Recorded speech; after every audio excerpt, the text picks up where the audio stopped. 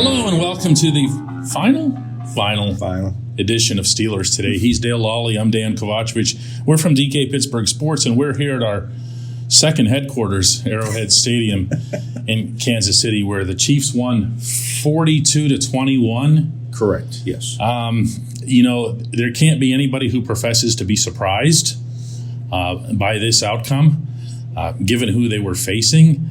And no one's really going to want to hear that, are they? No. These plays, you were describing them during the game, and you're right. They were some of these plays that Patrick Mahomes and Travis Kelce were making were undefendable. They really are, and that's, when you limit a team like that, you hold them scoreless on their first 5 possessions, which was impressive. And you turn one of those possessions into a touchdown of your own. You should win the game. You should be winning the game by more than 7-0. And then when it was still only 7-0, the floodgates opened up, and eventually they're going to figure things out. And you can't give a team like that 9 possessions in the first half of a game. And that's what ended up happening, and that, of course, was the result of the Steelers' offense not going anywhere. Yeah.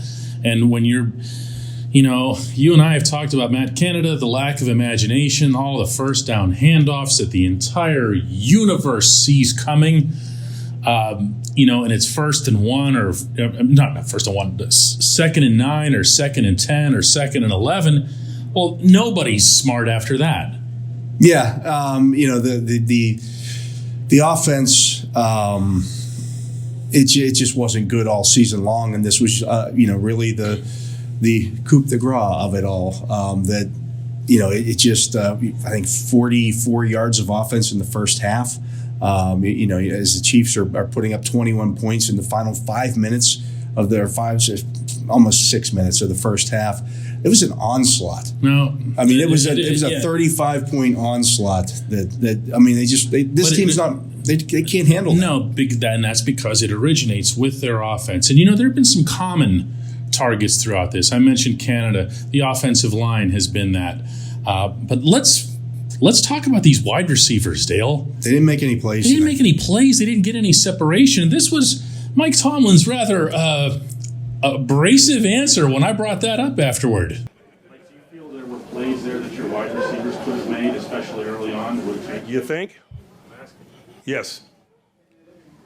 Yeah, it doesn't sound like he's all that happy, does it? Was not happy with the group, and you mentioned separation. It's probably hard to get a lot of separation when every pass is 6 yards. That's fair, but what about downfield? They took the downfield shots were more or less prayers. They were floaters. They were just throwing it up and trying to, let's see if we can make something happen here. I'm not here to talk badly about Ben Roethlisberger, but it is what it is. I think the offense. The time is the time. Yeah, that's one of the thoughts that I had. And we'll get into Ben a lot more in the second segment here, but. Everything went wrong offensively. Everything. James Washington played well. There, you want one? James Washington showed well. But then James Washington played poorly enough in the regular season that he put himself in a spot where he couldn't be counted on in the preparation for this game. Yeah. So there really are no exceptions, are there? There really aren't. Juju played okay coming back tonight. Oh, you talk about somebody you're not going to knock on. Wow, Juju just to show up and play in this game in a contract year and everything else here was really something. But I don't see solutions. I don't see internal solutions when I look at this offense. I think other than running back. Tight end. Okay. I think a change in direction is needed. I don't see how they can bring Matt Canada back after this season. I just can't. I would not. I think the whole thing is you could say it was the quarterback, you could say it was the offensive line, but it all starts with the scheme, and there was no scheme. What was their offense this year? What was it? That was asked there in Mike Tomlin's press conference, and his response was that basically schemes don't matter. He's talking about it again in this game against that team. The coach's focus, you have to understand so much. When you hear stuff like that from coaches and you want to bite their heads off, and maybe rightly so, they focus all week on execution. everything is about execution. They didn't execute. I mean, they did not execute. When you're talking about the quality of play from the wide receivers, I didn't like Najee's running. I know that's never a popular thing to say, but we also saw when he ran for 1 million yards against Cleveland that he was hitting holes. He was going more straightforward. Now, there weren't a ton of holes here, but the ones that were there, he was still going a little bit too much side to side. It's just a wholesale change. Dale. I really think it should be some wholesale changes, and I think it starts with the offensive coordinator. And I'm not a guy, as you know. No, you're not that says, guy. Let's fire the coach. I've seen nothing that tells me that Matt Canada can handle being an offensive coordinator in the NFL. Yeah, nothing. Yeah, and real quick before we go to break, Dale, on the defensive side, we saw the stars be stars.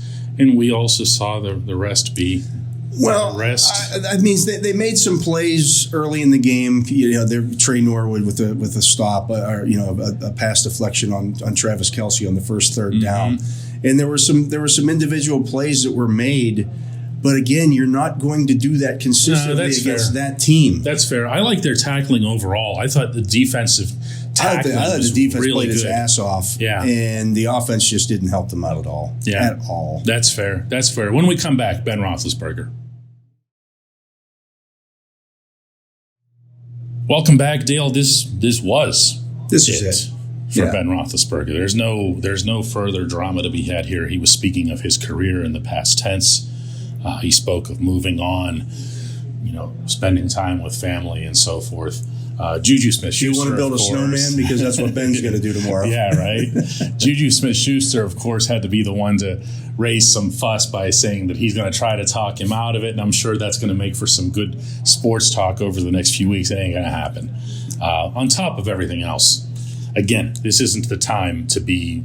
I don't feel like it's a time to be disrespectful or whatever else here, but it's time. It's time. Everything, all good things come to an end, and this did. This did. That being said, they don't win 9.5 games, whatever it is, without Ben Roethlisberger willing them to some of those victories. They don't get here. I don't care what other factors and variables went into that goofy weekend last week. The Steelers still had to win the games that they won and tie the games that they tied in order to make it here. And that happened because of number 7. Yeah. Principally. It really did. I mean, you're talking about the guy who led the league this year in fourth quarter comebacks at age 39. 6 of them. Because he had to make comebacks. Yeah, because the offense did so little. Not part of the reason he was part of the reason. And the defense got gashed on the run. But the run not stuff, tonight. The run stuff, if you look at the numbers on it, I mean, they were, I think, 7-4-1 down the stretch, allowing 165 yards of rushing per game. Again, in today's NFL, I don't know that matters as much. Well, he nonetheless was largely responsible. If they had allowed more rushing yards to the Chiefs tonight, they'd have been better off. They'd have been better off. Hey, Kansas City, go ahead and run the ball 45 times in this game. The fewer times that Patrick Mahomes was throwing the ball, the better. Can we look at this final chapter of Ben's career and call it a success? Maybe not tonight. As I wrote earlier in the week on the website, whether the Steelers say it or not, and they won't, this was a rebuilding year. You don't completely blow up your entire offensive line and bring back, have so many starters on offense who are rookies and this not be a rebuilding year. So they made the playoffs in a rebuilding year. Cleveland, when the season started, was talking about how they were going to be the team that played this team twice this year. Mm-hmm. They're sitting at home right now. Mm-hmm. They're off golfing, doing whatever, planning their off seasons. So you got another playoff game out of this team. To me, they were not a Super Bowl contender when the season started. That just wasn't realistic. To get this team to the playoffs, I think says something. And again, you're gaining that playoff experience with a very young football team. Yeah, now, how many of those guys are back next year? We'll see. I'll get a little sappier here. I feel like Ben Roethlisberger's season. What did I just say? Season? That doesn't even make any sense. I was talking about success in a season.